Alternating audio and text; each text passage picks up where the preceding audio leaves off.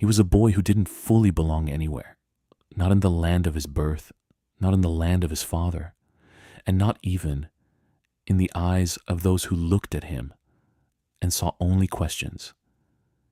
His name would one day echo across the world, spoken in hope, in anger, in disbelief. But before the crowds, before the power, before history bent around him, there was silence, there was doubt. There was a young man searching for himself in a world that did not yet know what to make of him. This is not just the rise of a president. This is the story of identity, of isolation, of ambition, carved through uncertainty. This is the story of Barack Obama. If you're drawn to stories where power meets pain, where destiny is shaped in quiet struggle, and then stay with me and consider subscribing, because this is only the beginning. He was born between worlds. In 1961, in Honolulu, Hawaii, a place of ocean winds and distant horizons, a child arrived carrying 2 continents in his blood. His father, Kenyan. His mother, American. A union rare, questioned, and fragile. Before he could understand love, he would understand absence. His father did not stay. The man who gave him his name became a distant figure, a memory shaped by stories rather than presence, letters, fragments, impressions, a myth more than a man. And in that absence, a question formed that would follow him for years. Who am I? His mother tried to anchor him. She was young, intelligent, restless. She believed in ideas, in possibility, in a world larger than borders. But belief does not erase hardship. Life moved quickly, and soon the boy found himself uprooted again. Indonesia, heat, dust, unfamiliar sounds, chickens in the streets, the smell of burning wood, a stepfather, new rules, new expectations. The world became harsher, more unpredictable. Childhood lost its softness. He saw poverty up close, not as an idea, but as reality. Children without shoes, hunger without dignity, survival without illusion. It carved something into him, something quiet, but permanent. Yet even there, he remained an outsider, too American for Indonesia, too different to blend in. Identity was not a fixed thing. It shifted, fractured, reformed. He returned to Hawaii, but return did not mean belonging. Raised by his grandparents, he entered a world of classrooms and expectations. But inside, the questions grew louder. He looked in the mirror and saw contradiction. Skin that told one story, surroundings that told another. Where did he fit? What did he represent? School became both refuge and battlefield. He excelled, but excellence did not erase isolation. He was seen, yet not understood.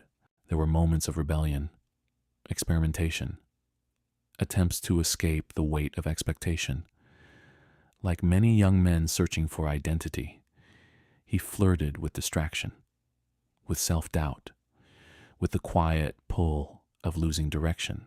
But something held him, a voice, perhaps his mother's teachings, perhaps his own growing awareness. He began to turn inward, to think, to question more deeply. Books became his companions. Words became maps. Through literature and history, he searched for reflections of himself, for meaning, for grounding. College brought change, new environments, new ideas, yet the core struggle remained. He was still assembling himself, piece by piece. He transferred to Columbia University in New York. The city was cold, vast, indifferent. It did not care who he was, and perhaps that was what he needed. In that anonymity, he sharpened himself, observing, listening, thinking. He was no longer just searching for identity. He was beginning to shape purpose. Chicago, a turning point. The air carried industry and struggle.